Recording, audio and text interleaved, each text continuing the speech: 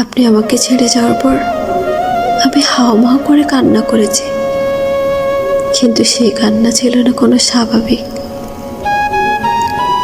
ছিল এক নিঃশব্দ তাণ্ডব। সেই কান্নার আওয়াজ কোনো মানুষ শুনতে পায়নি, কারণ আমি কেঁদেছিলাম নিস্তব্ধ রাতে, অন্ধকারে, নিজেকে লুকিয়ে।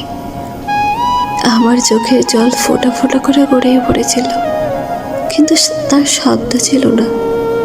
আমার বুকের ভেতর বিস্ফোরণ ঘটেছিল, অথচ তার ধ্বনি ছিল বোবা।